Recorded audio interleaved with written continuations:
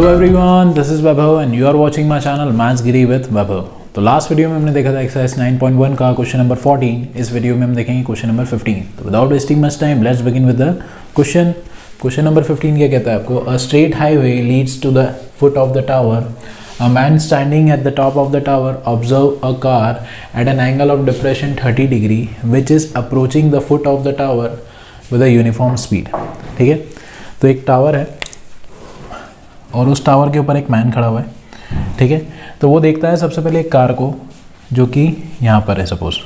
ठीक है, अब वो कार अप्रोच करती जा रही है फुट ऑफ द टावर को, मतलब वो यहाँ से स्टार्ट हुई और यहाँ तक आ रही है। ठीक है, सपोज ए बी हो गया आपका टावर और सी पॉइंट पे आपकी कार है। ठीक है, अब जब ये मैन ने देखा था इस कार को तब एंगल ऑफ डिप्रेशन आपको बता रखा है 30 डिग्री।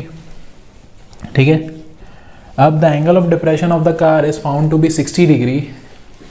अब थोड़ी देर बाद जब वो कार थोड़ी आगे आ गई, ठीक है, यहाँ पर आ गई डी पॉइंट पे, तब एंगल ऑफ डिप्रेशन कितना हो गया? 60 degree.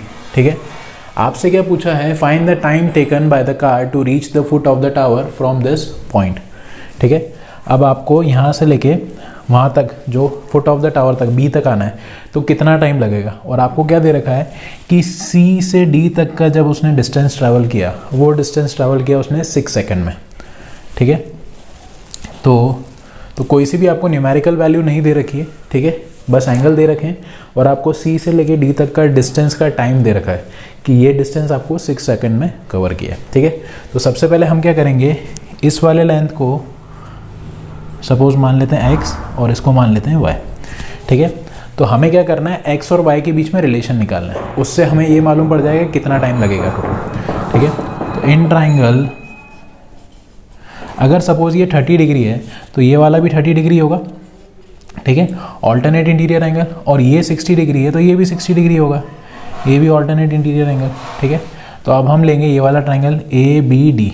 In triangle A B D tan लगाएंगे हम, तो tan theta is equals to perpendicular upon base. अब थीटा इस केस में कितना है? 60 degree. 60 is equals to perpendicular क्या है? ए बी अपॉन बेस कितना है? B D. ठीक है, तो tan 60 आपका √3 और A B upon B D की वैल्यू हमने देखी थी y, तो y की वैल्यू आ गई हमारे पास ए बी अपॉन √3। ठीक है, तो ए बी अपॉन √3 आ गई आपके पास y की वैल्यू। अब अगले केस में देखते हैं, इन ट्राइंगल, ये बड़ा वाला ट्राइंगल लेते हैं ए बी सी। ठीक है, तो ए बी सी ट्राइंगल लेंगे तो इसमें भी tan थीटा लगाएंगे, तो tan थीटा कितना है इसमें? 30 डिग्री। और परपेंडिकुलर क्या हो जाएगा इस केस में? ए बी, और बेस क्या हो जाएगा? B C. ठीक है, तो tan 30 हो जाएगा आपका 1/√3, ए बी तो एज इट इज़, और बी सी कितना हो जाएगा? x + y। ठीक है, तो यहाँ से आपका क्रॉस मल्टीप्लाई करेंगे तो x + y upon √3 is equals to A B. ठीक है, तो इससे आपकी ए बी की वैल्यू तो आ गई आपकी y की वैल्यू ए बी बाय √3, और सेकेंड इक्वेशन में क्या आया? x + y upon √3 is equals to A B. ठीक है, तो हम क्या करेंगे, इस ए बी की वैल्यू को उसमें रख देंगे, तो from 1 and 2 y is equals to A B by √3 था, तो ए बी की जगह हम रख देंगे x + y अपॉन √3, और ये नीचे आ जाएगा √3। √3 × √3 हो जाएगा 3, और उधर जाएगा तो क्रॉस मल्टीप्लाई, तो 3y is equals to x + y, तो ये उधर जाएगा तो माइनस हो जाएगा, इज इक्वल्स टू x, तो 2y is equals to x। तो x और y के बीच में ये रिलेशन आ गया कि 2y is equals to x। हमें क्या पता है कि c से लेके d तक, मतलब x डिस्टेंस कवर करने में उसको 6 सेकेंड लगे, ये दे रखा है। ठीक है, तो अगर इसका क्या मतलब होता है कि 2y को कवर करने के लिए उसको 6 सेकेंड लग रहे हैं। ठीक है, तो y डिस्टेंस को कवर करने के लिए कितने लगेंगे? 6/2 दैट इज 3 सेकेंड। ठीक है, तो y डिस्टेंस कवर करने के लिए उसको 3 सेकेंड चाहिए। ठीक है, तो टोटल डिस्टेंस कितना हो जाएगा आपका? x + y। ठीक है, तो टोटल टाइम कितना हो जाएगा? Total time taken is equals to x distance cover करने को उसको 6 सेकेंड लगे थे। ठीक है, और y डिस्टेंस कवर करने में उसको 3 सेकेंड लगे, तो ये +3, तो दैट इज 9 सेकेंड।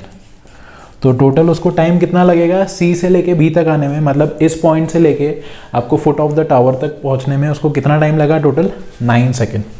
ठीक है, यही पूछा था आपसे कि total time taken by the car, the total time taken by the car is 9 second. ठीक है, तो अब देखते हैं आपका question number 16, that is the angle of elevation of the top of a tower from 2 points at a distance of 4 metre and 9 metre from the base of the tower and in the same straight line with it are complementary.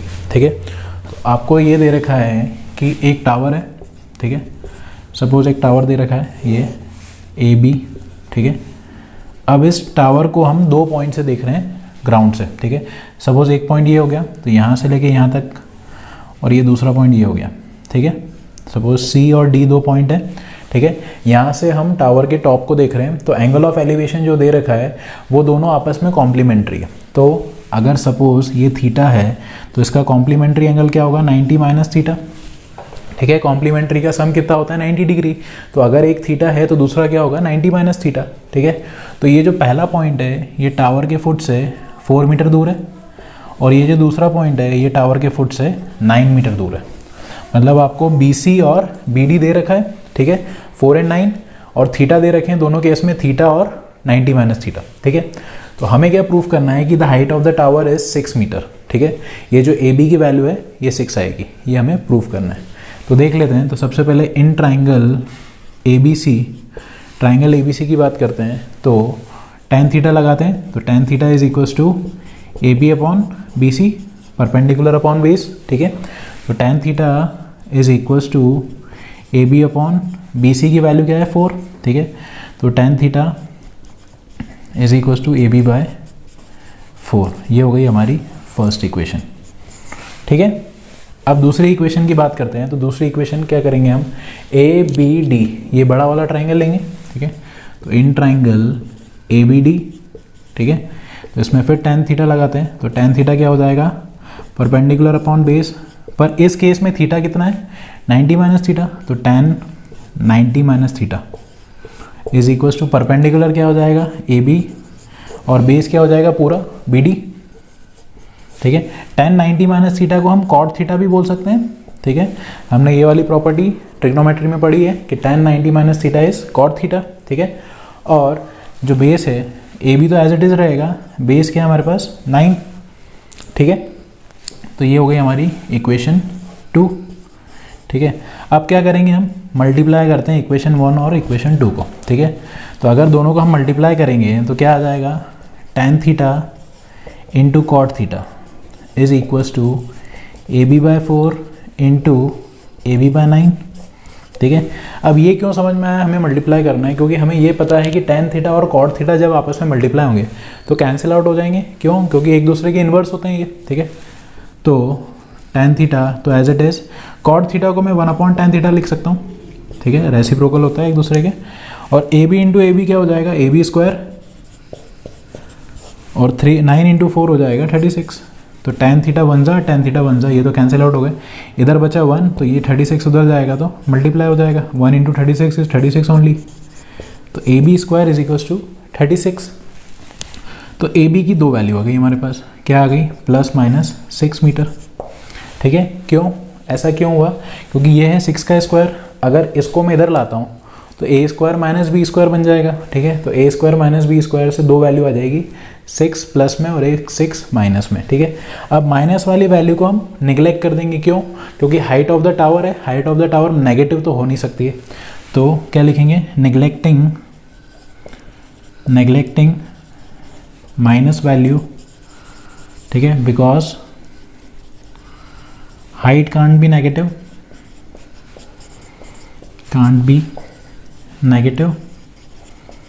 ठीक है। तो therefore height of tower क्या आ गई, height of tower is equals to 6 metre, ठीक है।